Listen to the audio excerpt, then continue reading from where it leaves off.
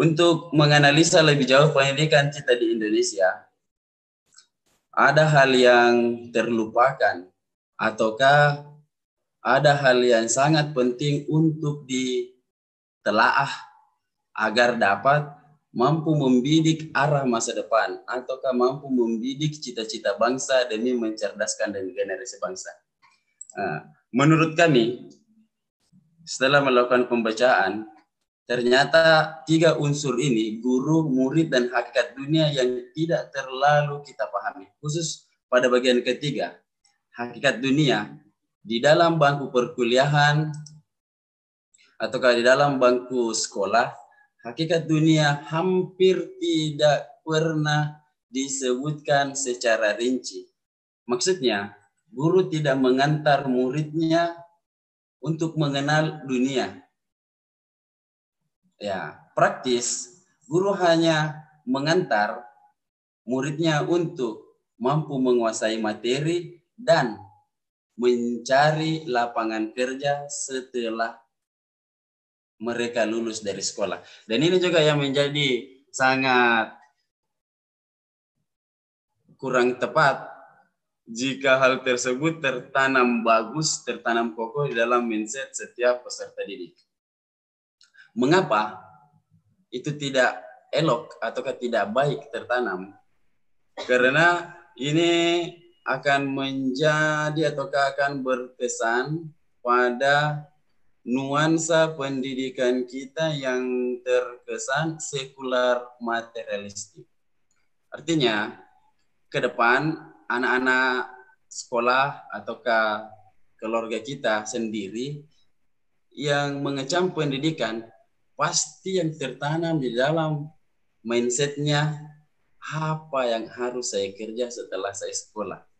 Tidak berpikir seperti ini. Bagaimana ilmu yang saya dapatkan harus saya amalkan kepada orang lain. Nah, kita mungkin pasti di antara partisipan ada yang berpikir seperti itu.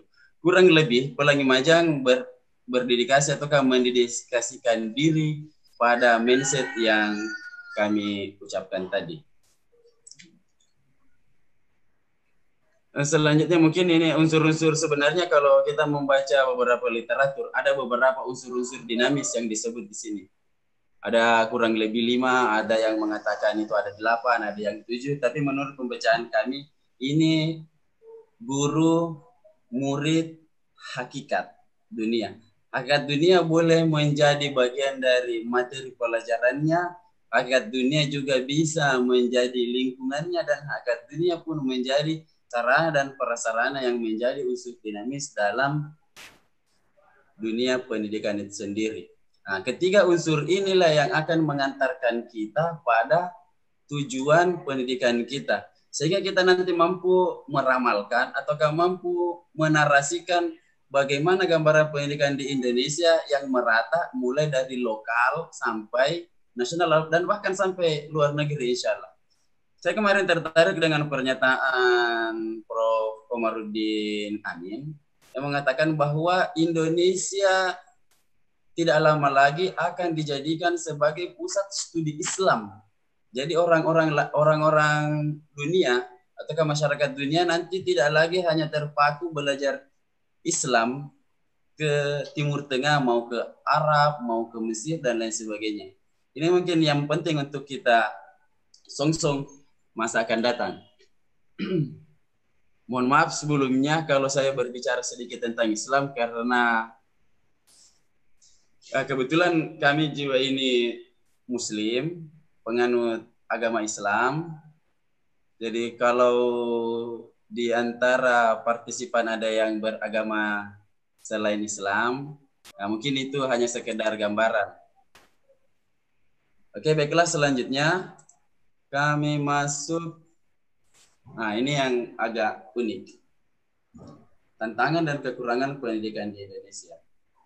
Nah, jika melakukan analisis SWOT tentang tantangan, kekurangan, peluang, dan kesempatan, nah inilah mungkin yang sempat kami baca sesuai dengan pengalaman kami dan pembacaan kami. Jika ingin mengarahkan masa depan pendidikan lokal dan nasional sesuai tujuan dan harapannya sekurang-kurangnya. Ya, idealitas sekuler materialistik itu hendaknya kita kesampingkan atau buang dari mindset kita yang telah tertanam. Jika itu sudah terpaku, kita carikan palu untuk mencabut.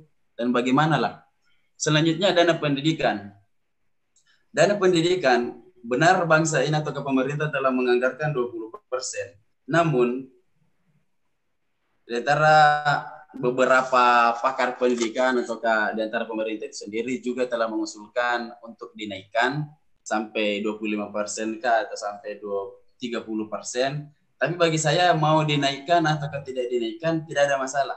Yang menjadi masalah, sebagaimana data yang telah kami himpun, ya antara tahun 2017 dan 2018, saya pikir anggaran dari pendidikan sebesar 20% itu ada kebocoran, ataukah besar kebocorannya. Terjadi kebocoran secara besar-besar. Nah, kalau kita melihat di sini kita dapat membaca kerugian negara sebesar 508 miliar, 518,7 miliar. Itu bukan angka yang sedikit menurut kami yang sekolah tidak beasiswa. Nah, kalau kita melihat lembaga-lembaga atau sarang koruptor, sebenarnya kita bisa memulai dari Dinas Pendidikan sebesar 457 miliar.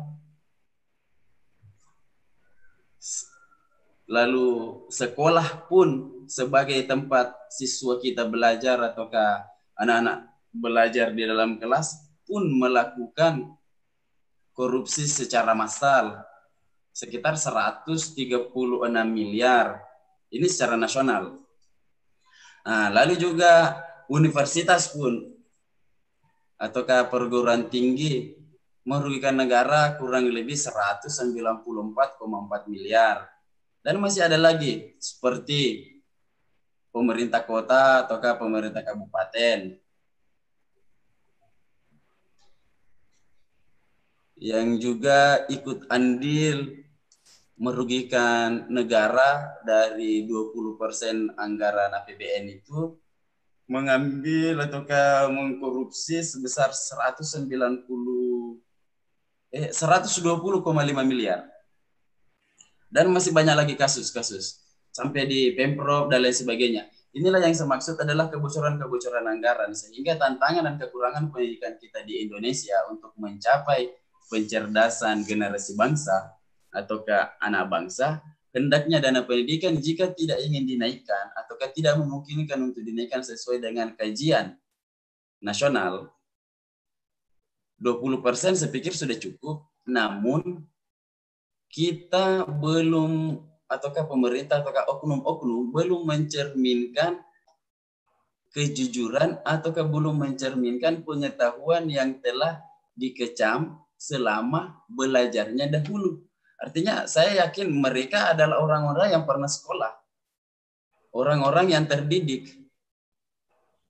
Saya tidak percaya kalau para pelaku kebocoran anggaran ini tidak pernah sekolah. Selanjutnya sistem pendidikan, lalu standarisasi kurikulum, lembaga pendidikan. Nah, khusus lembaga pendidikan ini sudah sering juga dibincangkan. Ada yang menganggap baik dan ada yang menganggap kurang baik. Beberapa lembaga negara, contoh Menpan RB memiliki sekolah, Menristek ada sekolahnya, Kemenak ada sekolahnya, Kemenkeu memiliki sekolah, Polri memiliki sekolah, TNI memiliki sekolah. Artinya, jika menginginkan keseragaman pendidikan di dalam bangsa dan negara, penting lembaga-lembaga pendidikan yang telah banyak di Indonesia hendaknya disatukan.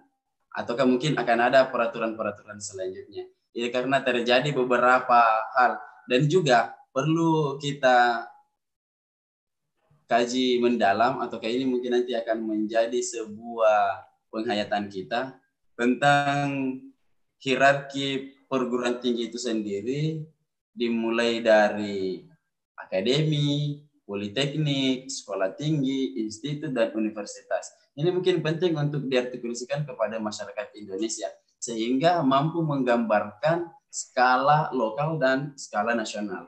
Jadi terjadi mungkin gejolak mental, khusus mungkin sebagai pengalaman saya yang sekolah S1 di sekolah tinggi. Oh, ditanya fakultas apa? Iya, tidak ada fakultas di sekolahku. Nah, mungkin itu kita merasa minder sendiri. Ternyata dulu saya tidak paham. Oh, ternyata yang seperti ini. Dan ternyata ini sangat menggambarkan kualitas peserta didik itu sendiri. Sehingga kita mungkin agak masih suram untuk menerawang arah masa depan pendidikan kita. Oke, selanjutnya ketersediaan infrastruktur. Saya pikir ini ketersediaan infrastruktur adalah hal yang sangat mendukung sebagaimana dinamisasi unsur-unsur dalam pendidikan. Selanjutnya,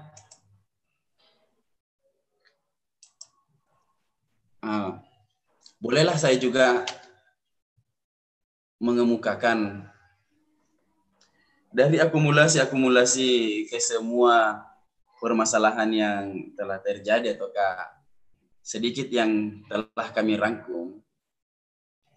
Kami juga memaparkan peluang dan kesempatannya sesuai dengan analisis SWOT. Nah, ini sudah terlalu banyak perdebatan antara Islam dan Barat, ataukah dikotomi pendidikan agama dan pendidikan umum. Nah, ini mungkin yang akan menghambat, namun perlu kita percayai bahwa arah pendidikan seutuhnya adalah bentuk usaha sadar terencana melalui proses belajar. Nah, dari yang maha tahu ini bahasa saya sendiri. Dari yang maha tahu, maksudnya dari yang maha tahu boleh jadi ini bersifat intuitif dari sang pencipta ataukah dari guru dan dosen. Jadi yang maha tahu di sini sengaja saya berikan tanda kutip, boleh jadi guru adalah maha tahu ataukah kakak dari seorang adik maha tahu ataukah senior dari seorang junior yang kita maksud sebagai maha tahu. Artinya mereka lebih dahulu untuk pencerahan diri dan jiwa tiap individu yang menuju peradaban. Saya pikir ini adalah peluang dan kesempatan kita. Tetapi peluang ini hendaknya kita menghilangkan dulu. Jadi peluang kita masih memiliki peluang untuk menghilangkan perdebatan ini. Sebab ilmu pengetahuan itu tidak lagi patut untuk kita perdebatkan, oh ini ajaran Islam, oh ini ajaran Barat, atau ini ajaran non-Islam. Jadi meskipun kita seorang Muslim, ataukah Kristen, dan lain sebagainya, semua ilmu pengetahuan bagi saya itu wajib untuk kita terima. Selanjutnya, nah ini khusus untuk pendidikan sekarang dan masa akan datang, sebagaimana tantangan 4.0, pendidikan zaman now itu perlu melek teknologi. Dan ini sementara dibahas. Oh iya, tadi ada webinar yang dilangsungkan oleh Kemendikbud atau Kemendristek. Kurang lebih 5 menteri yang berbicara, kepala BNPB kalau tidak salah itu. Ya, cuma kami tidak sempat ikut terlalu lama, juga hujan, kebetulan tidak bagus jaringan. Selanjutnya masyarakat, nah ini yang hampir punah. Peluang ini dan kesempatan ini yang hampir punah di dalam masyarakat kita. Ini masyarakat akan memberikan respon positif dan apresiasi kepada sekolah sebab perannya sangat penting dan sulit digantikan. Nah, sekarang kalau kita melakukan pembalikan bahwa apakah masyarakat atau komponen masyarakat telah memberikan respon dan apresiasi positif kepada guru, kepada sekolah yang telah mengajarkan dan mendidik anak-anaknya ataukah menitipkan anak-anaknya di sekolah untuk dibelajarkan demi mencapai kecerdasan, demi mencapai pencerahan, ataukah demi peradaban dan kebudayaannya. Ini mungkin hampir masih susah untuk dilakukan, diketahui, tapi tidak begitu banyak orang yang melakukan. Boleh kita melihat sedikit kasus, sedikit. Sebagian orang tua atau oknum orang tua merasa keberatan jika anaknya yang tidak kerja tugas dihukum oleh guru berdiri di depan kelas di bawah terik matahari,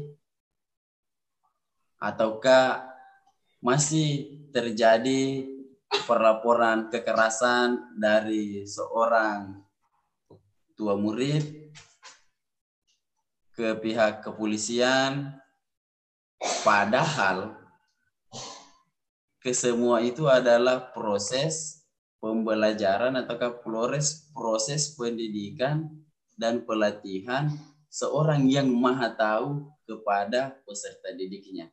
Ini mungkin yang penting, tapi itu semuanya akan dapat kita jadikan sebagai